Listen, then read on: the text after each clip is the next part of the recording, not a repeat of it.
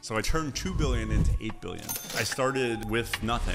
Emil Michael, a legendary executive and operator. He joined Uber as the chief business officer, a company that is now worth $160 billion. We were essentially illegal everywhere. In Las Vegas, he has a SWAT team with machine guns take the driver out of the car to arrest them. In Milan, which is like true taxi mafia, they printed posters all over the city with their face on it saying, "Kill this one." 2017 benchmark, the board fired you and Travis. Yeah. What was that like? It was one of the saddest times of my life. They knew to get to the king, you got to take out the general. 10 days later, he was out. Uber raised 15 billion, benchmark invested 33 million. 14 billion of those dollars were pissed. They invested in us. What are some of the best lessons that you learned from Travis? The most important thing I learned from him was this courage to be ambitious. Start with the end in mind and just like keep going until you're stopped. What's the downside of all this? What is up, guys? Welcome back to the World Class Podcast. Today I sit down with a legendary executive and operator, Emil Michael. Emil was the former SVP at Tellme Networks, a company that he helped sell for over $600 million in the early 2000s. Shortly after, Emil joined Uber as the chief business officer alongside Travis Kalanick and helped this startup grow into one of the greatest tech juggernauts in the world, a company that's now worth $160 billion. And in this conversation, we dive deep into what it takes to build an iconic organization that changes the world, how to build winning cultures, and the negotiation secrets that Emil's used to close multi-billion-dollar deals. So without further ado, let's dive in. Emil, welcome to the show. Good to be here. I've been looking forward to this for at least a month now. Look, I'm so excited to dive into your Uber story. I think that's what you're famous for, and there's so much wisdom in there. But before we dive into your story, all the tactics and all that, can you just give us a little context? What do we have to understand about your childhood, your early years, to understand who you are now? So I was born in Egypt. And my family, Christian family, so there was a diaspora of Christians in Egypt, which is 90% Muslim country in the 70s. So my dad had applied for a green card 3 times. You know, went to U.S. Embassy and they make you pay just to interview, and he got rejected. So like, you know, you're spending a month's salary just to interview, but got lucky on the 3rd try. So he came to U.S. and like lived in the YMCA until we found an apartment, and then brought my mom and me over.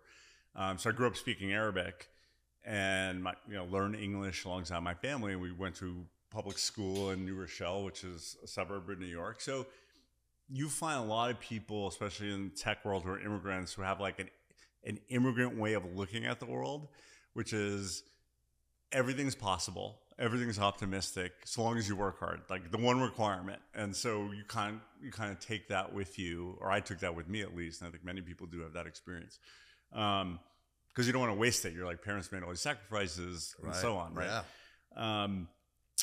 And so I lived in New Rochelle, went to public school, and then I went to Harvard before it was like a crazy place to be, like it is now. And then I went to Stanford Law School thinking, oh, I'd be a lawyer. I want to go into government, politics, and public service. And then I just, I was like, nah, it's not quite for me. I don't want to get paid by the hour like a lawyer does. So, but I graduated from law school in 1998, and I was in Stanford. And that's when the tech revolution, like Amazon had started 2 years before. What year was that roughly? 98. 98, okay. Right, so right before they took off. Like right in the early days, the beginning of the dot-com bubble. Yeah. And so my second and third year of law school, I basically didn't go to class. I was working on startups. I was working with Tony Hsieh, who ended up starting Zappos on his first company. I met all these guys who were coming up who became a thing. And then I was like, okay, well, I need to pay these student loans off. So I went back to Goldman Sachs for a year to be a banker. How was that? Not good. Mainly because I was competing against MBAs and I was a lawyer. And I was like, and I need to pay the loans off, but I was like, fuck it. Screw it. I'm going to go back to San Francisco for this startup called Tellme Networks that my fraternity brothers from Harvard were starting. Okay. Right? Speech recognition software in the cloud. And it was essentially Siri before we had smartphones. Okay. You would speak to it and it would give you answers from the internet, was the idea. So that's kind of how I started. That's how I got to tech. That's how you got into tech. You came here with nothing. Your dad was a hardworking immigrant. Yeah. You had that mindset. You saw an opportunity in tech. All right, this is the thing. Yeah. Like, not going to be a lawyer. Going to go all in tech. Then you had that connection with your Harvard guy. Yeah. Joined Tellme Networks. And what was your role at Tellme Networks in that journey like? I was director of business development. You know, it was like, okay, what does Emil do? Who knows? It was like, what business development, right? And it was literally in a garage. We'd like open the garage every day to go to work. But I was like eager. I was like 26. I was hungry. And, you know, I started selling. I started learning how to raise money. So my first round that I raised was 6 months after I joined. I raised $60 million from AT&T. Because this idea was we had this internet on the phone, so we needed like free phone minutes. I used to pay for long distance calls back then. So we did a equity for minutes kind of deal. So I went to New Jersey, where AT&T was headquartered, Basking Ridge, New Jersey. And I lived for 57 days in the AT&T Learning Center Hotel. And I didn't come back until I had ink on paper. And that was your mindset. You're like, I'm going to go there and I'm not coming back without a deal. Not coming back. And the CEO, Mike McHugh, fired our general counsel during the middle of it. So I had to like do the lawyering. I hired an outside. You had the legal background. I had a little bit of legal background, so that helped. And so that's when I learned, okay, to be a real great deal person, the more skills you have, finance, accounting, learning how to do a spreadsheet, some legal, and I could teach any business person who didn't go to law school enough legal to do a deal. Enough to be dangerous. Enough to actually treat lawyers like they work for you as opposed to you work for them. That's the key difference. Because lawyers get paid by the hour, so they're not motivated to get deals done quickly. Yeah, right. That makes sense. A little bit of misalignment of incentives there. Yeah. So, and then you had to have some charisma and some ability to persuade, so people want to be around you, and some ability to tell a story. And you know, so it was crash course, and that was sort of like the beginning of my learning about how to do what I ended up perfecting at Uber. I started learning. Right, because at Uber, we'll get there soon. You raised $15 billion in 2 years. So this is your first big round, $60 million now. Yeah. How did you learn how to do that? Was it just trial by fire, just figuring shit out, or like did you have some mentors? Were you reading books? Like how did you accelerate your learning curve so fast? You know, the only book I read when I joined the tech industry was How the Internet Works. It was like Internet for Dummies, because I needed to know like what servers were. I didn't again remember 1998, so it's brand new. But it's brand new. Everyone's trying to figure out how data moves around the world, how it comes through telephone lines, because we used to have DSL at home. That's how you got internet. But in terms of deal making, it was trial by fire. It was, they have something we want. We used John Doerr, who was the preeminent venture capitalist in the world at that time. Yeah. He was invested in Tellme, got to make a call to the CEO of AT&T. So that I used. That was something I couldn't do, and I needed someone's help. Right. And they said, okay, let's put our teams together and make a deal. And then it was trial by fire when the teams got together to make a deal. But it was a pretty cool experience. 57 days, even today, is a good amount of time. It was like not too shabby to get a $60 million deal done. That's a pretty good 26-year-old. So that was a great first deal. But before we get into Uber, tell me about the ultimate deal here, where you actually sold the company to Microsoft. Well, how did that go down? Yeah, so here we are in 1998, 99, did this deal, raised another $100 million like a year later. So these numbers were extraordinary in the late 90s, right? Yeah. Extraordinary. Then the internet bubble crashed, 2001. And our business model wasn't working. The idea was like you'd call up and say, you know, here's the Yankees score. And by the way, here's an advertisement for Pepsi. People don't want to listen to ads while they're on the phone.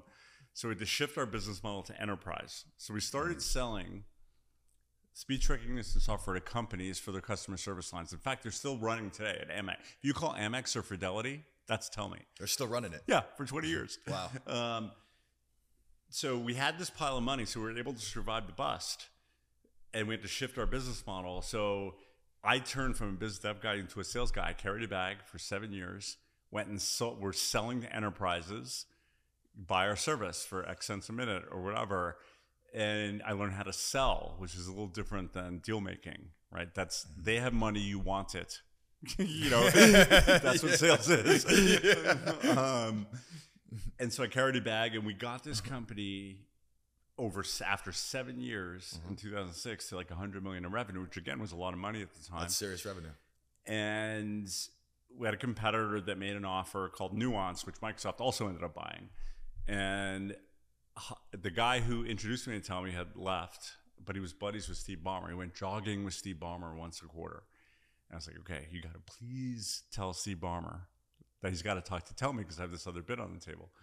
And he's like, I said, for every minute you talk about Tellme, that's worth $100 million to this company. So I was pumping him up. He got us the meeting. We flew up to Redmond and sat in the room with Ballmer, and I pulled out my BlackBerry. And at this point, iPhone hadn't launched. It just had launched. It was something like that. So you had a BlackBerry or you had a Windows phone, which was garbage. But Steve's competitive. Right. Put my BlackBerry on the table. He takes his sparkling water, knocks it over on my BlackBerry, and just stares at me. Basically, like, don't ever bring someone else's product into my house. So, wow. I was like, what was going on in your mind at the time? Were you just completely caught off guard and flustered? Or I was cool. I was like, no, keep it cool. You were just cool. You're like, all right, no problem. Sorry, Steve. I'll get a new phone. I forgot. Yeah. I mean, I didn't want to show weakness, right? I was like, but we had me and the CEO. The other two guys were like mouth open, staring, and I was like, keep it together, guys.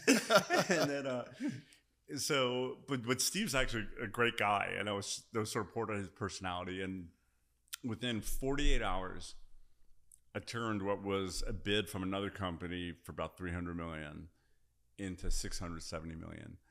And then within 3 days after that, I got 760 million. And that was a huge win. And it was 2007, we closed that deal. Had we waited till 2008 when the great financial crisis, that company would have been worth nothing. Perfect timing. Perfect timing. What would you say was the secret sauce there to literally double your valuation in a week? People respond, and Travis taught me this too, and we'll talk about that later. The most powerful force in business is having competition for something, right? Competition for this asset. We were an asset at the time.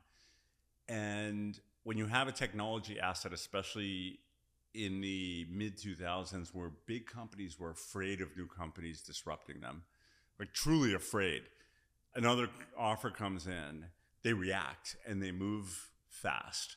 And that dynamic means you can do price discovery, I call it. What's your limit? And some people tried to hide it. I was like, as transparent as I could be. It's like, here's what this offer is. I don't like that company, but if they offer more, I got to take it. It's just more. More is more. I like you, but not that much. Yeah, but if you could match it, then I have an argument.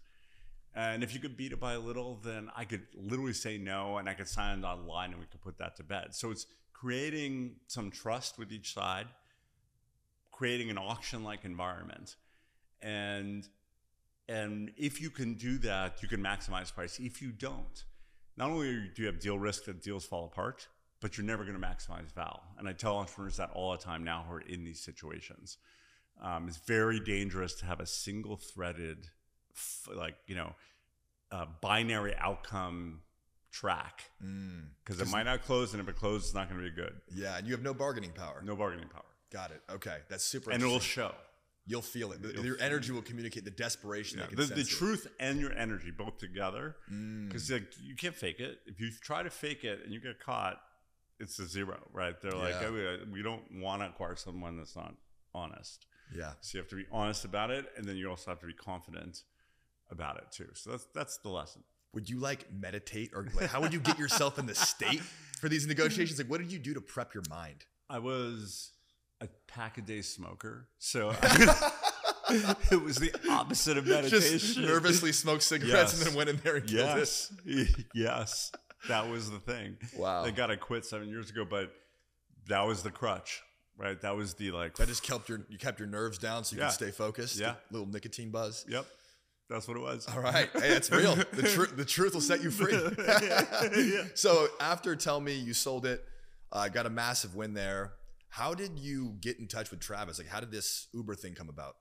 So after that, I was exhausted. That was a 9-year journey. And at the time, and carrying a bag for 9 years, living in hotels, you're platinum on every airline, but like your body's also like the opposite of platinum. It's like, you're bronzed out. I don't know what you call it, but so I took some time off and I applied for something called the White House Fellowship, where they take 10, 12 people a year. And it was started in Lyndon Johnson administration. They take them from business, medicine, all these other areas, and they say, we're going to put you at the top of the government. We're going to attach you to a cabinet secretary for 1 year, so you could learn how public service works and government works. And then the idea is you bring that ethic back to your profession. So a very prestigious thing. Colin Powell had done it. A lot of well-known people had done it. So I got selected and I did it. And I got attached to the Secretary of Defense in 2009 during the Iraq and Afghanistan war. Wow. Yeah. So I spent a ton of time in Afghanistan, Iraq, Pakistan, Guantanamo Bay. We were organizing sort of the prison system down there, bringing technology to pay Afghani soldiers so it wouldn't get stolen by the warlords, all kinds of cool stuff. I was the tech guy. Cool. So your remit was like use technology to create solutions in these troubled places? That was one of the remits. It's like, better than us what tech is. So like where there's tech thing, you fill in. I also did a massive budget cutting exercise there, which was, our troops were underfunded. We had things like, again, I don't want to go too off track, but remember IEDs, improvised explosive devices, right? There was a road between the Kabul airport and Kabul city where our tanks were getting just blown up by like really, primitive devices. And so it turns out one of the things to limit that was to make a V-shaped hole on the bottom of every tank. And Secretary of Defense was like, figure it out. We have to break through the bureaucracy. All I have to do is put 2 pieces of metal on the bottom of a truck and it saves lives. So I learned how to like weave through the bureaucracy to do that. I learned where a lot of waste was. So I did a $100 billion budget cutting. So I did all kinds of things in 1 year. It was like the most. So this is pretty foundational to the work you'd have to later do at Uber, dealing with governments. And that's how I got to Uber, because ironically, Benchmark was also invested in Uber. In Tellme. And okay, so they knew what you'd done there. They knew what I'd done. Hey, we got a new CEO. Your experience in operating and working with governments, like we should probably meet this guy. Yes, exactly that. It was like, this company's going to have a lot of government stuff to deal with, and we know how you built a business. Meet Travis. And Travis came to DC to meet me because he was on a tour there. Uber had launched like 2 cities. Uber was pretty. What size was Uber when you first got 10 people. Oh, it was brand new. Brand new. This is on the ground floor. Right. And I liked Travis a lot. We got along, and I was like, but Travis, I just don't get how a black car service for rich people is going to be big. And so I waited like a year. Biggest mistake of life. Had I joined at 10 people as opposed to 150 people, it would have been better off. But Travis and I stayed friends. We went on double dates. I moved to San Francisco. I joined this other company, Clout. I hung around there for a little bit, and I kept thinking about Uber. Couldn't get it out of my head. And then they launched UberX, which was the everyman product. Everyman could drive an UberX because it could be a Toyota Prius, and the price was that every person could afford it. And now I saw it. I was like, you saw the vision now. I saw the vision now. So what was the interview process like? Because Travis is an intense guy, right? Like this guy, like how did that go down? What was the interview process for him to select you for this critical role? Yeah. So in some ways there was no interview process because we became friends. You had a year of interviewing, right, getting to know each other. But then I came to him and say, okay, I'm ready now. He's like, okay, you're ready. This is classic Travis. He's like, okay, you're ready. What do you want to do? Like, show me what you got, basically. So I proactively put together an 8-page PowerPoint presentation on my own. I was like, here's what I think we should do. And he's like, okay, come in, let's do a whiteboard session. And we jammed on ideas about growth and what this could be. Yeah. And we came out with this phrase being like, we're going to build the urban logistics fabric for every city in the world. That means it could take people, things, food from one point in the city to another in the cheapest way possible everywhere in the world. So you already saw the future vision. Like, yeah, it wasn't just logistics. It was food. It was other services. You're talking about a whole infrastructure. Yes. You saw that early. He saw it, and I got it, and I like we were pushing each other. You're to like, how I far can this figure go. out how to make this a reality with you. So what was your initial role? What did you discuss? Like, all right, you're coming on board, Emil. Like, what are you doing? Yeah. So again, this was a good where he and I gelled. It's like I had pretty low ego, and he said, let's call you SVP of business, not business development, not business affairs, just business. Yeah. Okay. And that means that you're going to be the face to all businesses in the world. I was like, okay, not clear what that means. And by the way, you get no team. You come in solo. Wow. So you were like this secret weapon. They're just going to send you in places. Yeah. And I said to him, do you need help fundraising? He's like, no, I got that. I was like, okay, do you need help doing M&A? He's like, no, I got people who do that. Like, okay, I'll come in and I'll figure out what my own role is. And that's another thing I tell young people today. When you get on a rocket ship, don't get over focused on title or remit once you get there, because these companies change so much so fast that if you're adaptable and smart and hardworking, you'll carve out your space. And so I started with nothing, with no team, no remits essentially, and 4 years later to the day, I'd led fundraising for $15 billion. I ran Uber China. I built the Uber for business, enterprise business. I was sort of CEO of that. I became a trusted advisor across all dimensions of the business. And I had a team of a couple hundred people that were doing this all over the world, because we launched in 170 countries, and we launched food delivery, and we launched package delivery. So it was the most intense, great experience. I had the best partner in the world in Travis, because we were both like very aligned on pushing forward. Yeah. On every dimension all the time at once. Because you were running so many projects in parallel, right? You're trying to blitz and just open up as many cities, capture as much market share. We'll get into Lyft later, but I know they're coming up behind your heels, and you got to move fast. So what was your playbook for opening up new cities? I wasn't operationally in charge of opening up new cities. The way I came in was, how do we go into India, which has 50 cities, or China that has 100 cities, or new countries or regions, because we were essentially illegal everywhere. Right. Yeah. This is going to be interesting to dive into.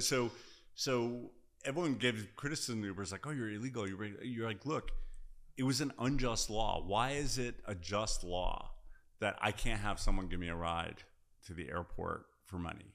Why is it only the taxi system, which is smaller than it should be in every city in the world, controlled by a mafia that has medallions, that have essentially indentured servitude in these poor drivers who basically have to lease the car from the taxi medallion guy for $700 a week, which means if they don't get $700 in fares, they're out money. As opposed to taking a revenue share for someone who already owns a car, who's being unused, who wants to earn money for Valentine's Day or to buy books for school or whatever. It was democratizing. And so it was the unjust laws. And I'll give you some flavor. I love telling these stories. So in Korea, there's a law that says you could get in an Uber or a chauffeured car, so long as the passenger is not Korean. Interesting. In Miami Beach, you could get a chauffeured car, but you have to wait an hour before he shows up. A law. So the driver could be at your doorstep. You're not allowed to get in that car for an hour. Makes no sense. In LA, they had a dress code down to the color of socks you could wear as a taxi driver or a limo driver. Wow. In Germany, they had a rule that said, if a car drives you to the airport, it can't pick up someone at the airport and take him back to the city. It has to go home to base before you go back, which breaks the business model. All kinds of crazy rules to block, our model. So my job was to find allies in these countries, whether they ran companies, whether they were politicians, to support a movement that would get the people what they wanted. We always had the power of the people behind us. And knowing that people were like, you are not taking away my Uber to their politicians once we launched. So our strategy was launch, let people fall in love with the service. Yeah. Then the laws were changed. And today, I think 7 billion people in the world have legal ride sharing services. Wow. Right? So I have a question here. Did you launch Uber and then use the momentum of the people to get the legislation changed? Or did you go up front to the legislators, change the laws to then launch Uber? No, the first. We launched first. That must have been. Did you have any like? I imagine you were met with some serious anger and some hostility. I'm curious. What were the craziest countries to open up, and what were some of the craziest shit that you had to deal with? I mean, gosh, there's so many stories. So in Las Vegas, in our country, okay, we launched, and it wasn't compliant with all the rules. A police officer calls an Uber. Poor driver comes in. He has a SWAT team with machine guns take the driver out of the car to arrest him as if he's a violent criminal. In France, there was a nationwide strike blocking every highway, burning cars to block Uber. And they arrested our general manager there and charged him with a felony. In Italy, in Milan, which is like true taxi mafia, and we had a female GM there. They printed posters all over the city with her face on it saying, "Kill this woman." Wow. So there was no joke. And the only countries today which don't have proper Uber still, Germany, Italy, Spain, South Korea, and Japan. That's it. That's it. So what was you mentioned you had to go find allies, right? Like, what was your strategy there? Like, we were like, who do I know through my networks? Let me just cold outreach these guys. Let me figure out what their political views are and see if they might be, for the people and be a part of this mission. Like, how did you go about finding those allies that were powerful enough to actually change legislation? We would go into a place like India, and we were a hot company now. Like, Travis was on the cover of all these magazines. Yeah, so it was easier to get meetings than the average startup. But we'd go find the chairman of Tata Motors, who builds all the cars. And we'd say, like, look, we want our drivers to buy more Tata cars. And here's what we do. And he'd be like, yeah, that makes all the sense in the world. And that guy talks to the prime minister all the time. And then we do this with the banks and say, like, we want to do electronic payments. And that guy would talk to the prime minister of finance all the time. We surround it. It was like a gang tackle. Anyone of prominence that we could support. And by the way, no one's opposed to ride sharing except for people who wanted the status quo for whatever reason, or were getting donations from the right people. So there were natural supporters. We just had to find them and put pressure on them. And we would go talk at conferences and make sure that we got to shake hands with Prime Minister Modi. Like, I would make sure, I was like, Travis, you have to walk here and shake his hand, get a picture taken, so that the legislators down here are like, holy cow, Travis is talking to Modi. Maybe I should like just cave on this. Right. So it was all the tactics you could possibly imagine. Yeah. To get important people in these countries to support what we were doing. You guys had fires going off left and right? Like, just shit going down. Yeah. Maybe, I don't know, more than any company I've ever heard of. Totally. It's just a Herculean effort. Yeah. Internally, right? I imagine not everyone has the same hardcore mindset. Maybe they do, but maybe not as hardcore as you and Travis. But they're like, all this shit's going down, I should probably bail. Or like, how did you guys foster a culture where people had the grit, the tenacity to stick through all this bullshit you had to deal with, to actually see this through? Yeah. I would say that we selected for that as much as possible up front in the interview process. We had like over time we developed a playbook for interviewing and selecting and hiring people. Yeah, okay. Right? So how do you select for people who have grit, who have tenacity, who are analytical enough, who have courage?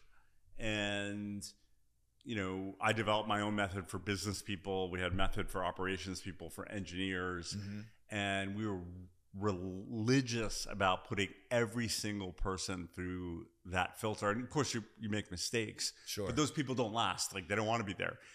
The other beneficial factors, our stock price is going like this. So, like, yeah, maybe we should jump on too. I'm okay. Yeah, let's do this. So even if you were like not that energetic and hardcore, you became that way because it was financially made sense to do that. But we did a really good job.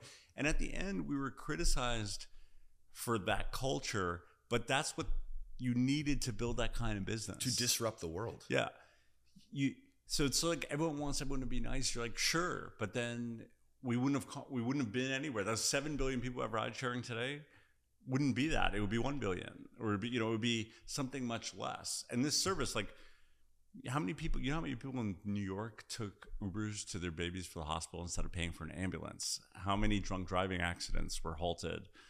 Drunk driving rates are going down all over the world, in large part due to Uber. Yeah. How many people were able to get to a job that they weren't able to get to before, and how we're waiting on the train schedule and the subway's busted? Like, there was a lot. Like, if you're a black person in New York trying to get a cab, it was a nightmare. It is a nightmare still, not with Uber, right? So we gave people freedom and time back and money back. And we created a whole class of people who could work when they wanted to work. And so, you know, the culture created that. And yes, it's easy to look back and say, wow, I wish the culture wasn't as hardcore. You're like, okay, well, then you didn't want the end product. It's the most hardcore culture. And, you know, I run a recruiting company, and like we always talk about go poach people from vintage Uber, right? Like 2013 to maybe 2016. Yeah. Is like the prime time. If anyone made it through those times, everyone's like, they're a certified G, right? Like, make sure you get them in your company. Right. So I'm just curious. I know it's different for the different skill sets, whether it's engineering or business, but like, were there any patterns you saw of like the backgrounds and type of people that you hired that had the most success? Were they really seasoned people? Were they up and comers from particular backgrounds, or who would you say were just in general, like some of the most impactful hires? Yeah. We always defaulted to up and comers, right? So because seasoned people, or people who are like already made it, they have their own playbook. They came in with their own way, their view of how the world should work, and it was hard for them to say like, well, this is just a different thing, and adapt. An up and comer doesn't have as many developed habits to break. So that was the default. But for people who are experienced, what I checked for was humility and confidence. Like, could they walk the line of humility and confidence? And the reason I say that is, if you're a person who was 45, who was an MD at Goldman Sachs, and I put you in the corp dev group, you had to have humility that these young people had done an amazing job. And you're not coming in to tell them, hey, I'm the adult in the room. You're coming to say, like, I'm going to add to what you built, right? And that takes a certain amount of humility. And on the confidence side, it was so hard that you had to get up every morning and feel confident that you were doing the right thing for the company, for yourself, for the world. And people who are able to have that characteristic in the right balance made it, whether they were senior or junior. But often senior people, like, you know, okay, you hired someone from Amazon who's like renowned for doing whatever. They had a playbook. They didn't, and they came in and they were like, yeah, I have to clean up the mess these kids made, you know, that kind of thing. And that didn't work. The lack of humility, their ego became the blocker to their growth. In this new environment. Very interesting. Lyft, $6 billion company today. Uber. If they raised $10 billion. So it's raised worth less than they've raised. Not a great outcome. Uber, $160 billion market cap today. Why such a big difference? Ambition. We started at the same time. With that first conversation I had with Travis when I was about to join the company about becoming an urban logistics fabric, the dream, the ambition to make it work and to make it work all the time, everywhere in the world at the same time, meant that we were pushing into other countries, into other business lines. Lyft stuck to their knitting.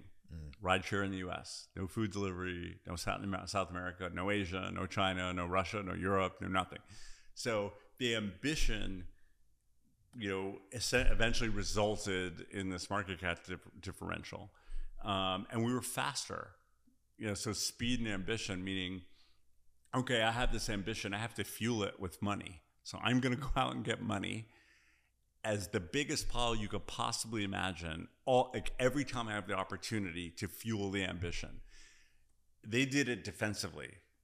Like, let's raise money when we need it. We're like, we know we're going to need it because we have this ambition, so we're going to go raise it. Yeah. Everything was now. It needs to happen now. Everything was now. So ambition and speed and urgency, I think, were the difference between this like 20x market cap thing, you know, a decade later. It's incredible. It's sometimes you think it's all these complexities, but it's just having a bigger vision. It's more inspiring. You got a 10x vision, you can attract 10x talent. Yeah. And you just move with urgency and you attract all the killers. Yeah. And you just move 10 times faster and look at the market cap difference. And you'll have more failures. You will, huh? Because you're moving faster. Because you're moving faster. You're making decisions faster with imperfect information. You wait for perfect information. You end up like Lyft. You end up like Lyft. I'm curious, what is the single greatest deal you've ever done? What is the single biggest partnership or deal you've executed that you're the most proud of? Probably the one that was the hardest but most satisfying at the end was the deal we did in China when we merged Uber China with Didi. And actually, the press said Uber lost. Uber lost in China. And I did that deal. And what it was we created a separate entity called Uber China. We'd hired about 1,000 Chinese locals to run the business, and they bled Uber black. And it was a local competitor, Didi, and the Chinese tech companies at that point were still copying U.S. business models and just applying them to a population of 1.3 billion. So you can make a big copycat business there. And relations between U.S. and China were fine then. They weren't as like fraught as they are now. Yeah. And we invested $2 billion in China. And every one of our investors was like, you guys are crazy. They don't allow Facebook here. They don't allow Instagram. They don't allow no tech company. You'll never win. Yeah. And so I did this combo deal where in May of 16, I raised one check of $3.5 billion from the Saudis, PIF, their sovereign wealth fund. It was their first big investment in a U.S. tech company. The next day, I called my counterpart at Didi, which was the Chinese competitor, say, I'm willing to blow this all in China unless we have a deal. Negotiating power. Yeah. You have options. That's right. I got this money. Yes. We can strike a deal, or I can use this for something else. Yes. And I'm willing to do it. And we were, and actually I wasn't, but Travis was. So yeah, he's like, just get this shit done. No, he was willing to blow it all. He's like, oh, really? Oh, yeah. I was nervous, right? He's much more of a risk taker than I was. I was a good balance him in that respect. But he, as a CEO, was like, I'm willing to blow this on China. So Travis is willing to blow this on China. We should have a final conversation to see if we have a merger or not. We met. She flew to San Francisco. She was worried about listening devices, about cameras. I could lower the shades in the room. I left my phone outside, and I couldn't bring anyone. And her whole team, and I had to spend 2 days going to this secret hotel, building trust that she could trust me. If there was a deal, I could get it done. And after a few days, she let me bring one of my corp dev guys in, and we'd spend another 2 days. So it was like 4 days of intense negotiation, and we kind of had a handshake. And she said, let's all fly to Macau. Again, a secret mission into Macau. You're trying to show respect that I was willing to travel all the way to Macau, just like she flew all the way to San Francisco. And in Asian business cultures, face and reciprocity are very important. So showing respect is important. And that was one of the things I learned at Uber. It's like cultural respect when you're doing business is a very important ingredient. And we had lawyers in the room and us, and we walked out with a term sheet in 2 days.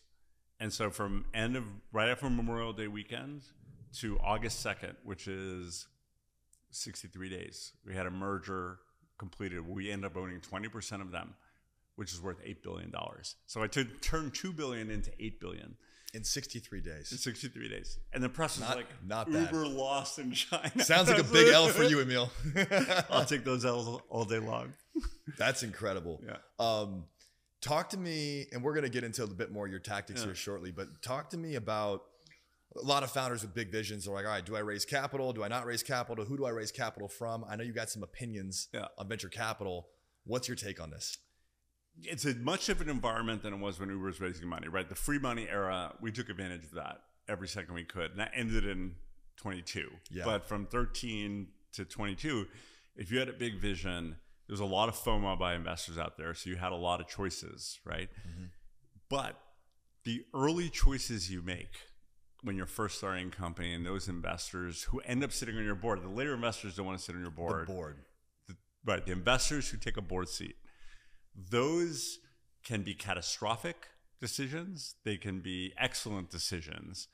And that decision of who that person and that firm are extremely consequential in the early part of your business because they only show up as problems 4 or 5 years later. So how do you choose the right people? Reputation. You have to do reference checking on them. Mm-hmm. And enough founders don't do that. And many founders rely on the reputation of the firm.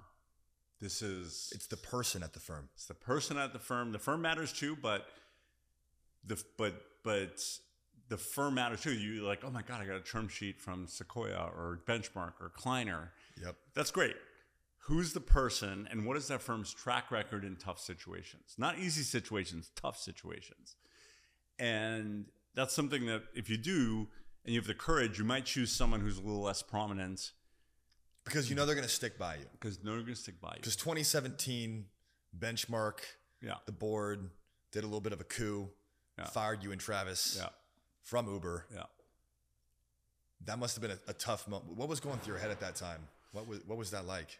It was like one of the saddest times of my life. Was that the lowest low of your Uber journey? Like when that finally culminated? Yeah, because ironically, Benchmark had introduced me to Uber and Travis. And Bill Gurley from Benchmark, who sat on our board, he and Travis didn't have a great relationship, but Bill and I did. We'd talk multiple times a day. I would make sure that I treated him with respect. And I made sure that he got credit for finding Uber. And he wanted to be helpful, and I made sure that he felt like he was helpful. And so for him to turn on me after all I'd done, his wife had asked me, like, please, when you guys get big, make sure you don't remove Bill Gurley. I was like, why would I do that? Like, why, if he's helpful and like loyal to us, like I'd never do that. Like people who brought you to the dance, you stay with them at the dance. And so I had all this built up goodwill with him, even if Travis and him weren't on the wrong side, for him to throw me under the bus. And what it ended up being was they found an expense report from 2014, not from me, from one of my employees who was working in Korea, and the receipt was written in Korean, so no one could read it. And my assistant, I learned early on in life, don't ever approve expense reports. I said, my assistant, do it. And they were like, you are responsible for that expense report. That was the scapegoat, essentially. Yeah, that was the BS sort of like, we need a reason. And the rest of the board was like, this is BS.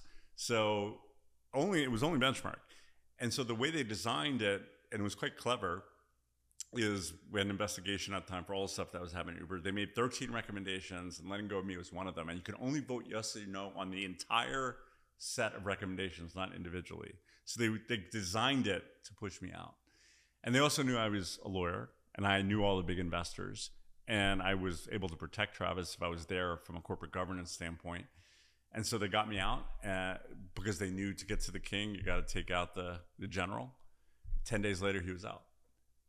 And they took the fact that his mom died and he was and his dad was in the hospital. They took advantage of sort of, that low point in his life. Low point in his life to get me out and him out within the span of 10 days. It was cruel. It was bad for the business. He'd agreed to take a leave of absence, Travis. I was super shocked. And they left no one in charge of a $70 billion company. It was run by committee for 3 months. So they didn't have a plan. There was just get these guys out. How did that change you? Like, how did that change the way you saw the world, business, and how you've conducted yourself since? It made me more paranoid, sadly, about people's motivations when big dollars are at stake. When big dollars are at stake, people behave way differently no matter how well you know them. And therefore, the friendships and relationships you build along the way are really important, because you can determine who that kind of person is earlier on, and I didn't, and I regret that. But I know that I have my ride or die folks, and I'll never not be on the motorcycle with them, right? Never. And you add some over time, but if testing for whether people have that sense of loyalty, sense of commitment to make it through hard times is like a filter that I use with everything now, for good or bad. Did you ever feel, because I'm sure there was times where you had plenty of fuck ups too. Yeah. Did you ever feel like your job was at risk with Travis, or were you guys just in the trenches together till hell come high water kind of thing? I mean, maybe my first month, I think we were in China and there was some meeting that was like a low level. He's like, why am I going to this meeting? And I was like, shit, man, maybe I'm going to get fired over this. Or, I made some comments about a bad article that a reporter had written that had blown up on BuzzFeed. Yeah. And I was like, oh crap, but besides those two, which in retrospect were super minor, we were in the trenches. Again, it was this trust. It was this trust.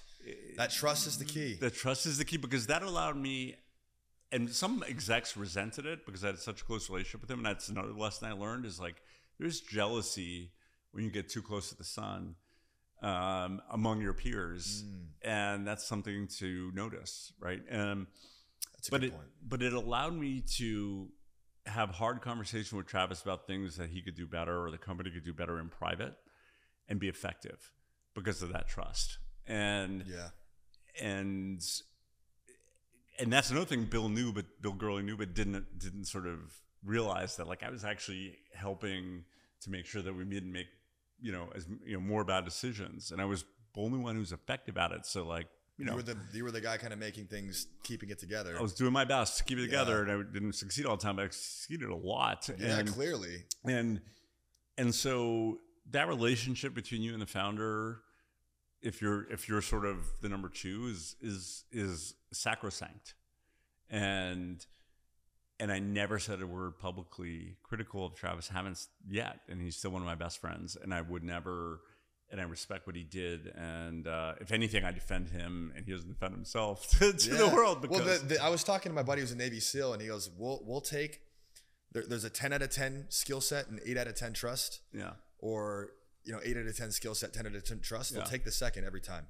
Like when you're in the trenches with your people, like if you don't have that loyalty and they break, it doesn't matter how skilled they are.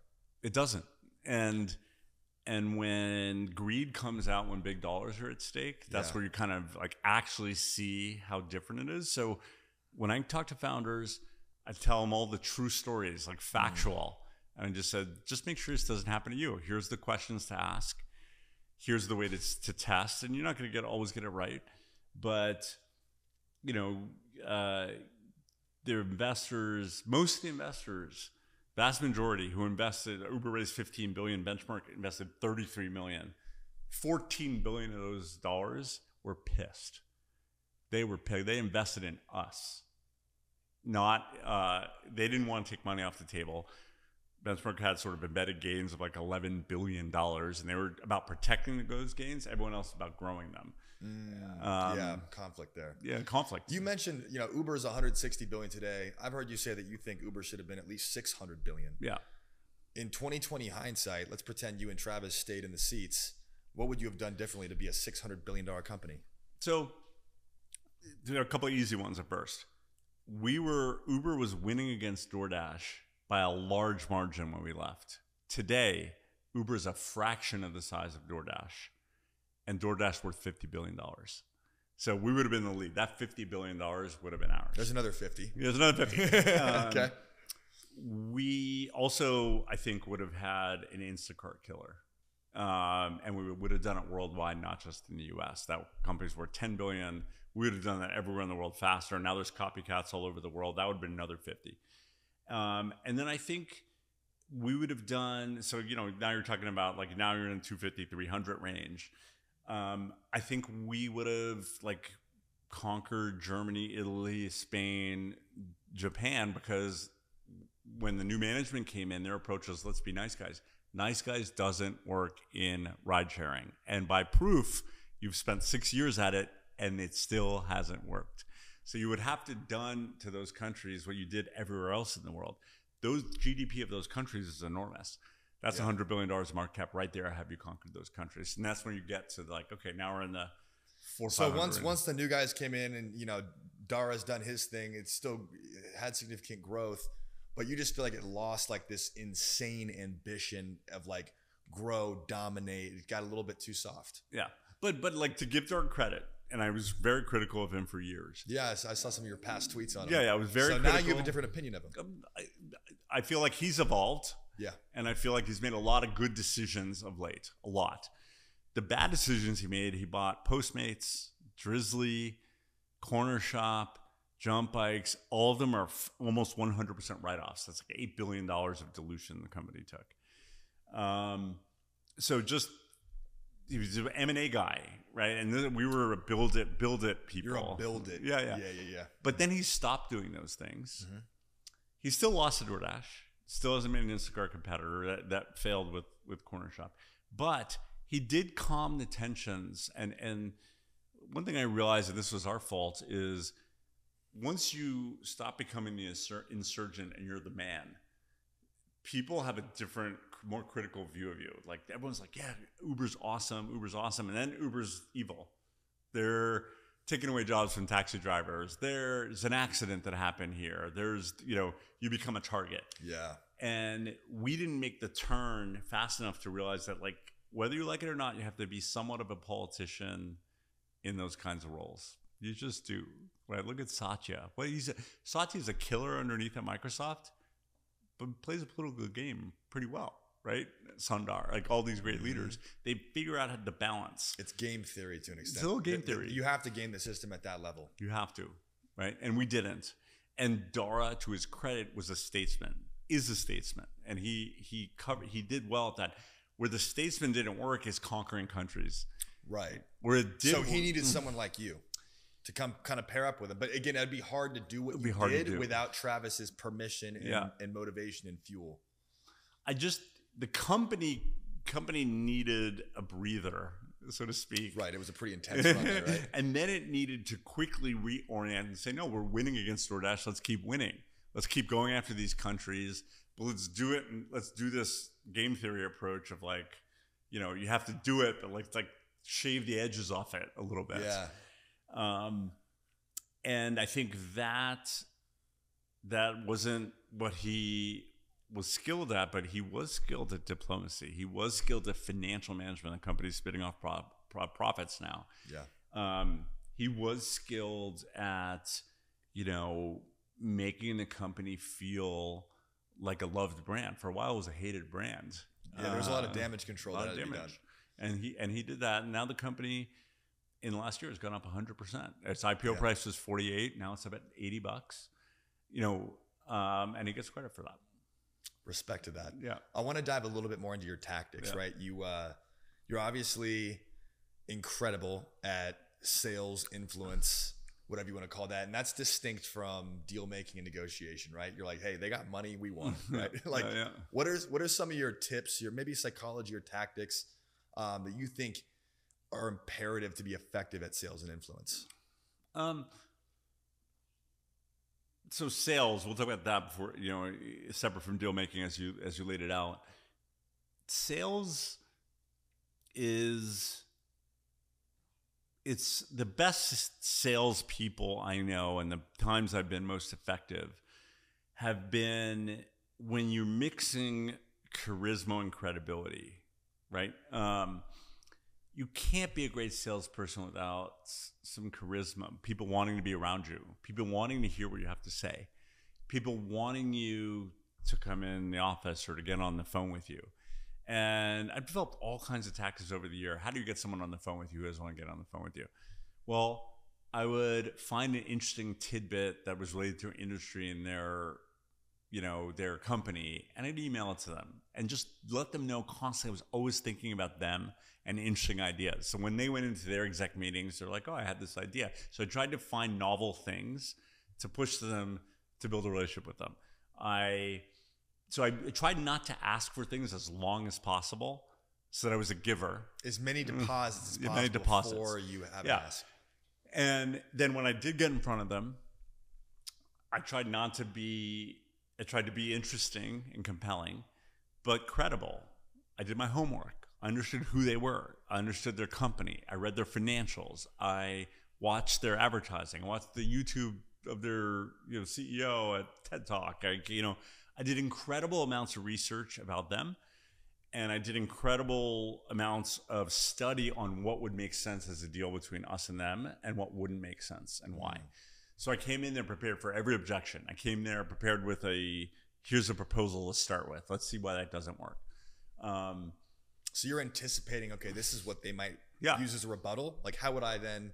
Or here's why this wouldn't work for them. right? Like kind of tearing your own proposition apart. Yeah, tearing your own proposition apart. Okay, that's interesting. Right. So you're walking in prepared. You already kind of know the defense. Yeah. So like, let me give you an example. So let's suppose the companies have bad earnings.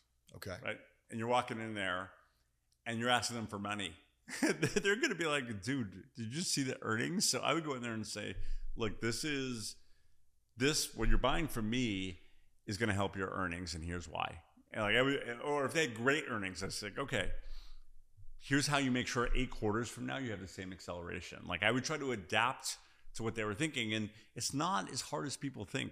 Like, especially with public companies, like it's evident by enough reading what's happening at that company and what's being talked around their water cooler. So that's the way I always said, like, what's happening at their water cooler, and how do I make sure what I'm saying is relevant to what's happening? You're inserting yourself into that relevant conversation. Yeah, I love that saying. It's just a blend of confidence and credibility, or charisma and credibility. Yeah, charisma and competence. Yeah, like just knowing your shit. Yeah, and just being a high energy person people want to be around. Yeah, it's kind of that simple, huh?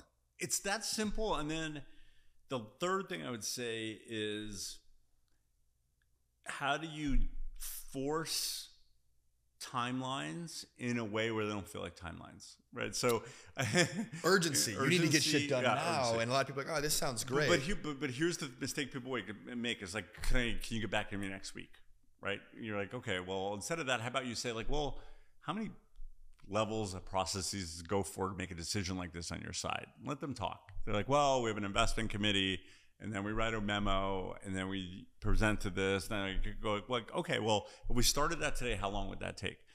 And I have a calendar, like, so in theory, these would be the dates, and then this would when we be signing the contract. They'd be like, yeah, it sounds right. I was like, great. Why don't we like take that schedule and add a month to it for slippage? How does that sound? And we both are on the same page. We push our teams to that goal. And so now you've taken their schedule, you've given them slack, you've given them emotional agreement, like we're going to put our teams together and try to hit that. And then they're like, okay. So now they're emotionally committed to a set of milestones that seem very reasonable because they dictated them and you added slack to them. And then now they're like, feel guilty if they start missing milestones, right? That is brilliant. That is brilliant. I love that. Man, I promised Emil I was going to be able to do this and I can't. So they call me up like, man, I'm sorry. And hey, I understand. Why don't we recast the timeline? Always recasting the timeline, always recommitting on an emotional But you're always driving the conversation to the next steps, and you're always committing. You're always getting a commitment at the end of every call. There's no open-endedness. No open-endedness, and always working back from the end. Working back from the end. Yeah. How many steps? Same side of the table. Yes. Like, hey, let's drive our teams together to get this yes. milestone done that we both agree on is very reasonable and practical. Yeah. And by the way, if we get to milestone X and that person decides I don't want to do this, that's okay. As long as I know by X date, then I can go spend my time elsewhere. So you give them an out. Chinese art of war is always give someone an out so you get an answer faster. And I think some entrepreneurs don't want to hear no, so they'll let a process play out for 6 to 9 months. And by the way, when a process drags out 2-3 times longer than it should, it's a no. Right? So you just misallocating resources at that point. Might as well get the no sooner. It's like you're texting a girl 20 times. Like she doesn't want to see you. She doesn't want to see you, dude. Sorry. It's an L. Take the L. I was like, bring me the L. I want the L's as fast as possible. You just want to know the L so you can reallocate your energy. Yeah. Yeah, I love that. Yeah. So that was a brilliant tip there. On the negotiation side, you call it deal making, right? Yeah. Like it's really about the art of the deal, creating a win-win where both parties, or maybe not. I'm curious, like what do you say? What is the art of making a great deal, and what's the recipe here? Yeah. So negotiation is zero sum. I want this, and it comes out of your pocket, and that's why I say negotiation. It's like at a bazaar. They're trying like the bazaar. You go to someone, they're like $20, and you're like 10, and you settle at 15. That's negotiation.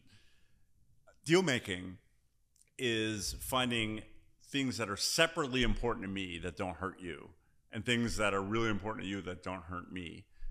Putting those together in a package where everyone's like, there's enough value here that this deal should happen. Or deal making is also going like, you know what, we added all this up. This doesn't work for you, or it doesn't work for me, or either of us. Let's move on.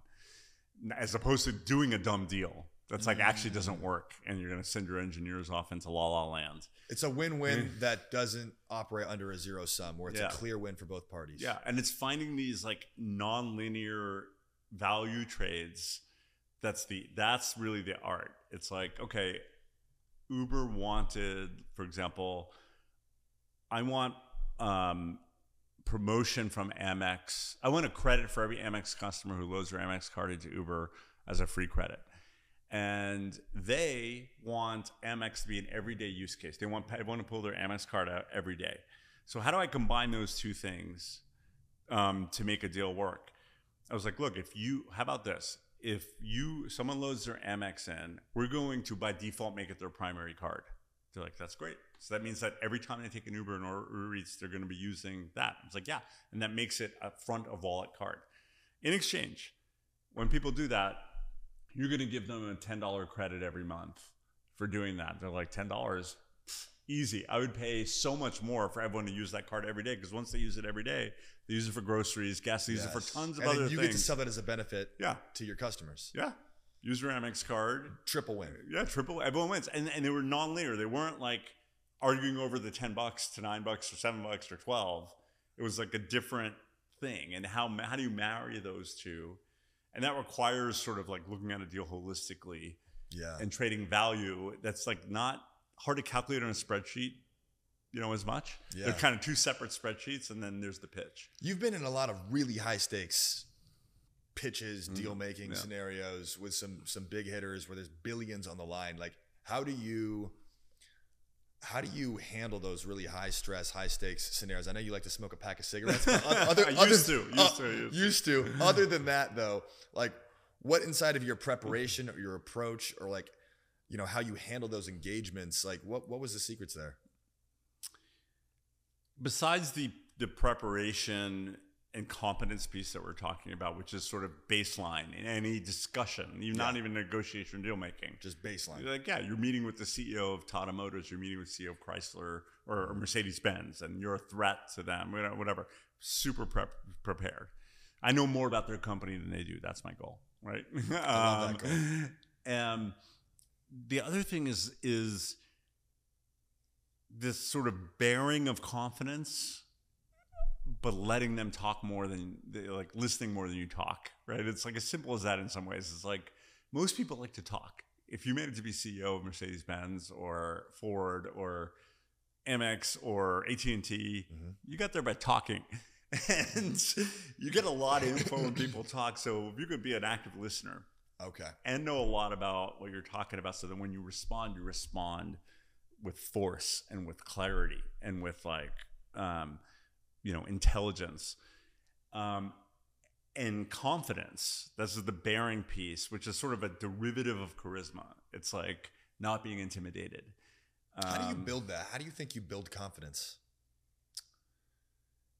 Do you think it comes from competence? Like when you just really know your shit, you walk in with a different level of confidence? Is it some sort of mental preparation or experience? Like, how do you think I imagine your confidence probably skyrocketed throughout your career when you're first starting out doing your first deal. Is it just getting the reps in, or like how do you think you build confidence? There's definitely some part of getting the reps in, right? Because there's definitely some part, and Uber accelerated because like you were meeting prime ministers and all these people, so like over time you just sort of bake the confidence into, this is not more important than the last 10 things I've done, so I can treat it as that way. But if I had to like, oh my, it's a pleasure to meet you, President Modi. Like I turned it on when I needed to be turned on because I knew they needed that, right? It was so in some ways being able to control your own emotions, emotional regulation, and being able to turn on the charm, being able to turn on the listening engine, being able to turn on the intellectual part of the competence piece, learning which part of your personality and your skill set to turn on when. That is a skill, and that comes with some reps. It comes with the preparation, but it also comes with the rarely are any one meeting do or die. So you can kind of take the pressure off. Like, look, there's a lot of meetings. Like this is a big meeting, but there's 1,000 more meetings. We're going to do the bet. I want to walk into that meeting knowing we've done everything we can to prepare to make this meeting the best it can. And if a curveball gets thrown, we couldn't anticipate, like, if we can't anticipate it, then we can't anticipate it. So let's go in there. So you're kind of just detaching from the outcome to some extent? A little bit. And saying, hey, like, this is what we want. This is our intention, but we're just going to do our best. We're going to prepare as hard as we can, come in with the right intentions, and whatever happens, happens. We'll learn from it if worst case. Yeah, we'll be there and we're going to turn on personality traits. Did you guys have like a game plan? Like, all right, you're this guy, I'm playing this guy. Like, or was it just like, did you have a particular intention when you walked into the meetings, or how was this set up? And fundraising stuff, yes, we had roles. Okay. Right? Most other meetings is a little less planned than that, but in fundraising, which is, and it was, it was written about in the book, and it was in the Showtime series. We call it the Home Show, right? Okay, so we would ask people to come to our office as opposed to go to them. That was a little bit of a power move for an entrepreneur to do. But we were so hot that people were willing to travel from wherever, even 40 miles from Sand Hill Road, where usually they're used to entrepreneurs doing that. So that was like one power dynamic that we created. The other power dynamic was very hard to get to Travis, easy to get to me. So I was super responsive to all the investors, and then it made sure they got through a few hoops before they got to Travis, because Travis was the talent. It's like the Taylor Swift. So you kind of built him up. Yeah. Yeah, right? Okay. But they knew, I made sure people knew I was close enough to him where, like, I could get an answer in 10 minutes if I needed to from Travis. So they knew that, like, I was effectively, when they were speaking to me, they were speaking to the company, right? And then we had our head of finance, who was, the unemotional numbers guy. Here are the numbers. I'm going to give you the spreadsheet. You can plug in whatever assumptions you want, discount them, whatever. We were like, here's our model. You can tear it apart. Like, so we were very, I hate using the word transparency. Everyone uses that. We were very like, if you don't believe us, fine, do your own math. Like show don't tell kind of thing. Like, yeah, it was sort of like, people send doc sends now, so you can't copy the decks, whatever. Like, here's the financial model, unlocked. Go do what you want with it. We wouldn't give them the deck because that was our presentation. That was like the special sauce. But that was our storytelling. But so we had 3 different roles in that thing, and then I was the closer, right? I did the auction, right? You were always auctioning, leveraging people against each other, getting the best deals. Yeah, and again, it was the idea that Travis and I agreed on, is that at the end, we got to a price that everyone who paid it thought was market, because I told them, this is what other people are willing to pay. If you're not, totally get it. And we didn't stretch. We figured out what the top price someone will pay is, and we took one step back, so it wasn't risky. And like, I remember our first deal, which was $17 billion valuation after $3.5 billion. So the next, went from 3.5 to 17 billion in months. 5x. Yeah. And I knew we could get 18, but we were like, let's take 17, oversubscribe around a little bit, de-risk that anyone gets wobbly, and let's close that. And we perfected this thing. And at the end, people are like, I can't believe I paid 17. I was like, well, you didn't have to. And at the end, everyone made money. Every single person who invested in Uber and Held made a ton of money. And our employees got the least dilution possible. Everyone appreciated the transparent price. No one ever said, I didn't get enough data to make the right decision. So it worked. It worked. That's incredible. You worked with Travis very closely for 4 years. You're still best friends to this day. I think he's one of the most fascinating, iconic founders in the history of the world. Being in that close proximity to him, in the trenches with him, what are some of the best lessons that you learned from Travis, both directly and just through osmosis of working with him? I think the most important thing I learned from him was this courage to be ambitious thing. This whole thing of like, this works. We have product market fit. Let's launch everywhere we can right now. And I was like, well, but that seems hard. And he's like, so, it's so what? And I was like, we don't have enough money. He's like, go get the money then. I was like, okay. And I was like, but we're not legal in these places. He's like, we'll become legal. So it was the start with the end in mind, and just like keep going until you're stopped. And that relentlessness, the sort of like push on every front until someone stops you, was something I really like got by osmosis and directly from him, and it was a really life lesson for me. And in this why not piece, like why not, why not, and this is why the lift guys limped along, is because they were always asking, why should we do that, as opposed to why not. And so that was one thing. The other thing was he used to say, don't get attached to the outcome, get attached to the process. And so this part, you were talking about the meetings, the high-end meetings. He's like, don't get attached to what might or might not happen. Get attached to the process. So the process is we're gonna do all this work. We're gonna know their company better than them. We're gonna know the water cooler. We're gonna come up with a proposal for the first meeting. We're gonna do all the process stuff, and we're gonna discover what their approval process. We're gonna do all these things, and whatever happens, happens. And same with fundraising. It's like, I don't care what the valuation is as long as it's market price. So let's not get attached to a number. Let's go through the process, and when a number is, it is. And that was a very powerful lesson to learn. Focus on the dribbling and shooting, and the score will take care of itself. Yeah, focus on being the fastest, being the best shot, passing, dribbling, all those things. Yeah. Do the best you can in all those things. If you're like, we're going to score 100 points this game, well, that might be a loser. I don't know. Like, don't focus on, all the elements that go into winning. Right. Exactly.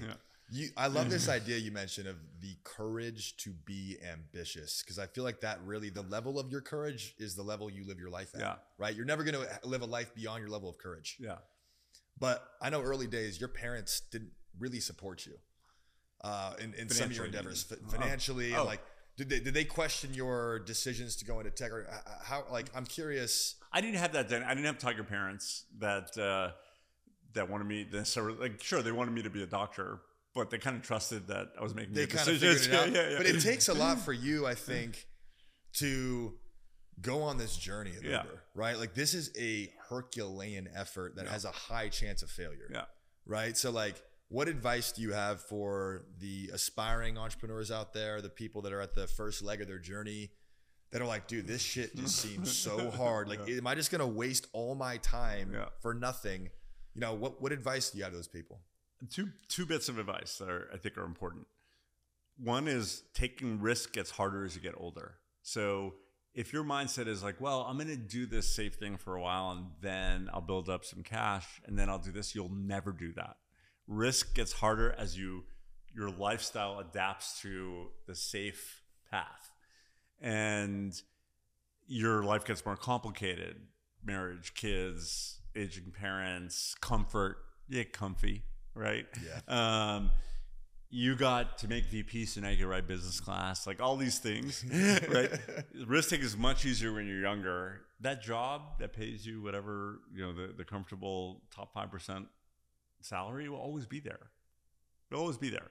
So start with so your time matters. So take the biggest risk when you're younger. Second thing is, and this is for founders, not necessarily for execs, is don't be a founder for the sake of being a founder. You have to have a good idea, and you have to believe in it. You have to have a little bit of a reality distortion field because it's so hard that you have to power through. You have to be convincing to other people to join the company, to investors, to customers, to whoever. And you have to believe in that idea so much, and it has to be so important to you that you have longevity. And now, for a while, it was sexy to be a founder. It's just like, I'm founding, a nightclub in the metaverse. Give me $20 million, right? I'm founding blockchain for, whatever. Yeah. And it was like a money grab, and people have to be much more serious. And I do think you're going to see a contraction in the number of companies started because the free money the lack of free money now is going to concentrate on believers and better ideas and resilience. And that's like not for everyone. Like I've never been the founder, and it's because I don't have the product and tech I'm not a product and tech guy. Can't write code, right? And I think that's great self-awareness though, because I'm sure your outcome was 1,000 times better finding the best guy in the world and just partnering and using your skills and your gifts. I was okay with that. it's just me. Like, I am good at these things and I can get better at these things. I will never write great code. It will never happen. Right. And my product instincts are terrible. Steve Jobs I am the person Steve Jobs doesn't want to talk to, because I'd be like, do this button and this button, you know, because I think I want it. No. But Travis had those good instincts, and I complimented those. So when you're wanting to be a founder or a leader, like, be self-aware and make sure whoever you're partnering with, if you're exec, has the resilience and believes in the idea. Wholeheartedly. You've got to have crazy passion to get through all the craziness. Yes. I'm curious, this level of ambition, where you're out here to change the world, build an industry, defining company, category creator of sorts, what's the trade-off? What's the downside of all this? You know what I mean? Because I feel like, look, this is glamorized. There's a great Netflix show on you. Terrible Netflix show. Thoroughly enjoyed it, although you probably, I'm sure you had some qualms about how you were presented, I'm sure. But, you know, I think this is glamorized. Everyone wants to go be the next Sam Altman, the next Elon, the next Travis, and go change the world. But I don't think everyone understands what that takes. What are the downsides, the trade-offs when you're working 1 billion hours a week and going through this much stress? Like, what kind of impact and trade-offs did that have on you? Yes. Well, for the record, that Netflix show is the Bill Gurley story. The producer of that show refused to talk to Travis. No way. Because if he said that didn't happen, that would be defamation. So, like, we're going to take the book that was written. So it's pretty inaccurate? Oh my God. It was 70% inaccurate. I've got to talk to you offline and figure out what was real there. I'll give you the tidbits. And you know, the benchmark people talk to them a lot, so it was their version. But aside from that, I'd say that the sacrifices are, I didn't get married until I was 45. So I'm 51 now. I have a 5-month-old, so I'll be 70 when my second kid goes to college. So a large part of my life, I didn't sort of prioritize. I don't regret it because I'm happy, but my aging parents are now old, so I moved them down here to Miami. But like, I just couldn't keep up with the personal life and do what I was doing. It was impossible. So to some extent, that's a sacrifice, right? I smoked like a dog until 2017, when, you know, whatever stress reliever. I wasn't Jack Dorsey who could Zen. I wish I was. Yeah. But my habits weren't healthy, you know. So most people's habits aren't healthy. Very few people get into Zen mode. So I think your health can be affected. And I also think you have to make such hard decisions. Like, sometimes you start a company with a buddy and he's not the right guy, and like the pain of having that end, you know, some relationships get hurt by that. Not because you wanted to hurt the relationship, just because it wasn't right for the business, because you, as a leader of a business, you owe your loyalty to the business, right? So those things were sacrifices, and there's some amount of luck in it.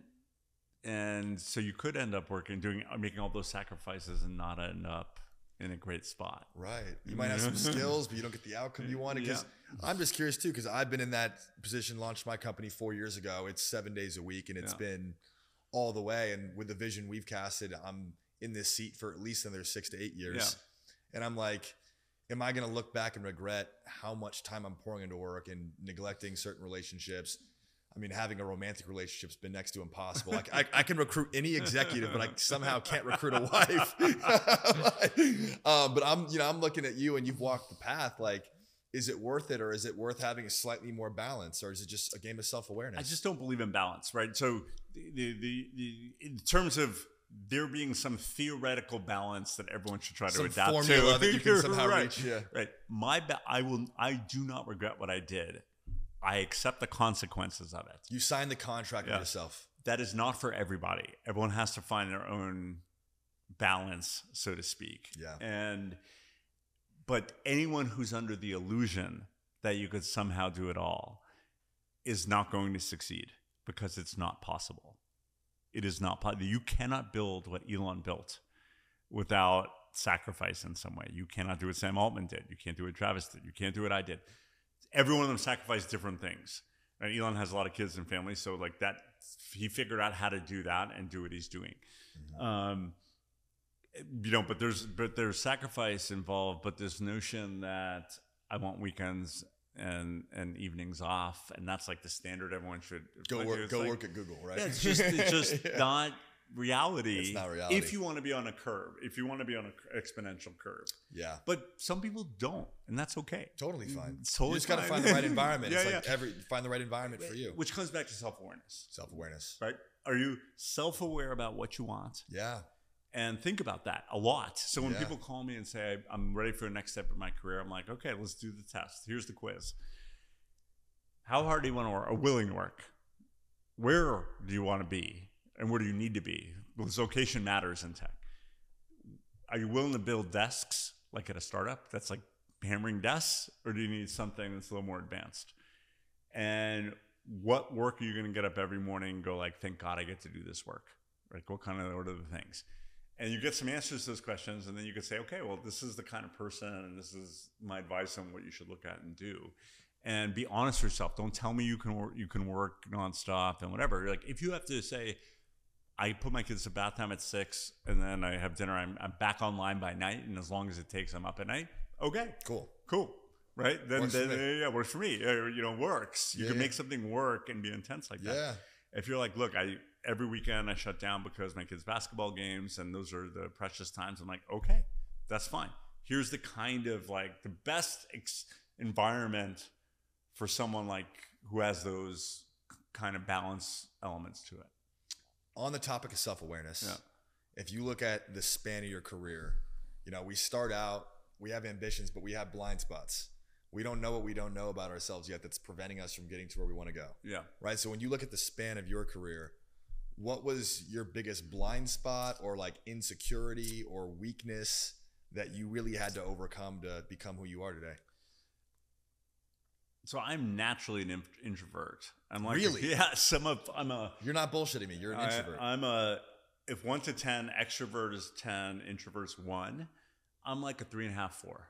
Right. So I would have never guessed that. So for me, sales, biz dev takes energy. It consumes energy, and turning it on is something I've learned how to do, and it's just a weak spot I worked on for decades to be able to know how to do it. And then I crawl into my cubbyhole, like turn out the lights, and then I like read news or something like gnarly but it's happening in the world, and I go aside.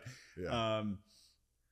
So that was like one thing, and it was real. I knew it was valuable, and I had to do it, right? And then the other thing, I guess, is, and again, this goes back to the question I asked before, is the blind spot I had was really that, like, when there's just dollars at stake, I've never believed that human beings can change on a dime when big dollars are at stake. And one of my friends calls it the last trade. If there's a big enough amount of money at stake, and this is someone's last trade, they'll go all in to get that money.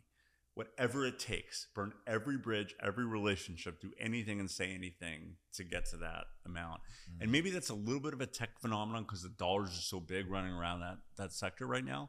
And for the last 20 years. Money just reveals, though. Yeah, just reveals it really does. It does. And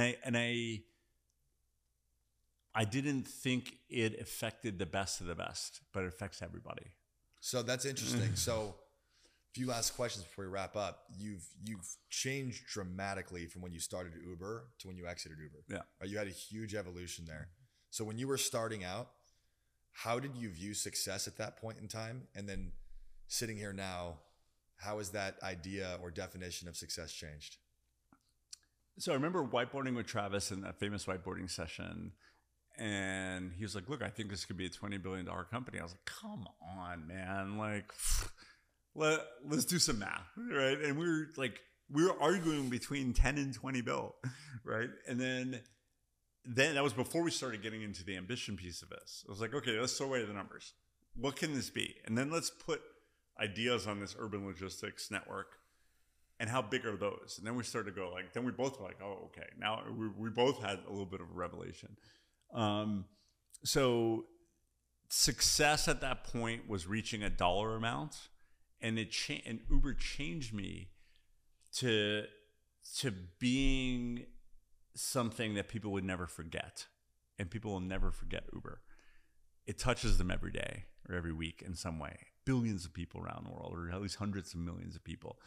And whether the company and my stock was valued at 100 billion or 50 or whatever, we made a dent in the universe, and that success is as meaningful to me as the financial outcome of that. So that changed me.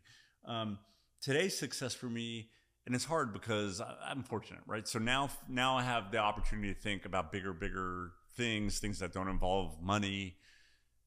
Whether, looking at our education system, looking at our justice system, looking at, our immigration, like thinking about big ideas and being around people who have the ability to move those ideas. When I was on my front nine, now I'm on my back nine, right? My front nine, success was about financial reward, and it became making a dent in the universe and being known for doing something extraordinary. And now it's about like making the world, a little better place, as cheesy as that is. But I have that luxury now. That's no luxury. That's kind of your hero's journey, though. Yeah. You had to go do something and become something extraordinary, kind of self-actualize before you could self-transcend and really focus outward and like, how can I improve the world fully now? Yeah, exactly. And that's a little bit of a luxury. But it's an earned luxury. It's an earned luxury, but you earned that. But it is something that, I am fortunate to have. Yeah. Part earned, part luck, but it wouldn't have come without the work. That's for sure. But that is not something that, there are people who do nonprofits and all this stuff earlier in their life, and God bless them, right? But I chose to do it more in serial step. Yeah. Right. So before I ask my last question, where can our audience find you, engage with you online? I'm most engaged on X, so at Emil Michael, my full name, EMILMICHAEL. That's where I'm sort of a Twitter addict and X addict, so that's where people find me. Cigarettes picked up Twitter. Scrolling and doom scrolling at night. No, but that sort of thing. I don't use LinkedIn that much, so I have hundreds of unread or untouched invites there. Well, that's how we got connected, so I'm glad you responded to mine. Was it LinkedIn? I LinkedIned you. Okay. I think you popped up on the focus tab, so I was like, okay, I should check this out. And I live around the corner, so it was a great thing to meet a fellow Miamian now. Yes. So that's how to reach me. So Twitter, okay, X. Yeah. So for me, being world class, it's less about a single outcome. It's about a constant journey of striving to become more. Right. I think striving to become great and achieving a life of greatness in how you live your life for me is the ultimate gift and honor. But I think it's all about striving towards your next version of yourself. That could be business, it could be family, but always working towards this next greater version of you. So I'm curious for you, after all you've accomplished now, what does your next level look like? What was important to me after ignoring those personal issues for so long was like really doubling down on them in this part of my life. So I moved my parents from New York to Miami to be close to their grandkids. I had grandkids. I was like, I don't know if I'll have kids. So I'm very focused on making sure that personal fulfillment happens. And for some people it doesn't, and it's a little sad. You can, in Miami, you see a lot of the single folk who maybe had a broken marriage and they're here and they're not finding the fulfillment they need in those relationships. In those relationships. So those are pretty important to me. The other thing is finding a way to make a dent in the universe. But actually the thing I do most of now, and it sounds crazy, is like for free, I get 10 calls a week that I take from founders for one reason or another, to give them some bit of the advice that we talked about today, to make sure that like I save them some time, some energy, some pain, point them toward a greater acceleration path. And Bill Campbell was my mentor. He was called, there was a book written about him called the Trillion Dollar Coach. He was Legend. Steve Jobs' coach. He was Larry Page and Sergey's coach and Eric Schmidt at Google. And they were literally competitors, but he was in both management meetings every week because they both trusted him so much. It was an inspiration to me. And so I aspire to pay it forward back to other entrepreneurs the way he did to me. So I think a lot of 2 a.m. phone calls and stress situations with people I don't know because someone said, hey man, this guy's in a tough spot. He's got an offer on the table, or he's running out of money, or he's trying to hire this exec or whatever. So I try to be useful to the community that made me successful. And it's been a fair amount of time on that. My wife's like, who were you just talking to? I was like, and I get a lot of satisfaction out of that, because if I can help just a little bit, and all it takes is sometimes a word of encouragement or a strategy, or here's a reference, or talk to this person, or you might consider hiring this person, just a little bit, you could really, and they never forget that. They will never forget they got on the phone with Emil Michael and he helped. And that makes me happy. I love that, man. You've really earned this. You've got such a cool story, and you're just such a genuine guy. It makes sense why you had all the success you have. So thanks for being so open. I appreciate you just sharing the story, the highs, the lows. Thanks. Giving us some great advice. I think a lot of founders, operators, dreamers out there are going to love this. Get a lot of inspiration from it. So thanks again for coming on the show. Hey, thanks for having me. Good luck with the business, man. The 4 years. Those are 4 dog years. It's like 28 years, and you got 5, 6 more times 7. I'll be about 80 by the time I exit. Right. But you look like you're taking care of your body, and that's good. You don't look like a smoker. So thanks for having me on. Thanks, Emil. All right. Hey, guys, I hope you enjoyed this episode of the World Class Podcast. Don't forget to like, comment, and subscribe across all our platforms. Hit that notification bell so you can get updates on our new episodes, and we'll see you next week.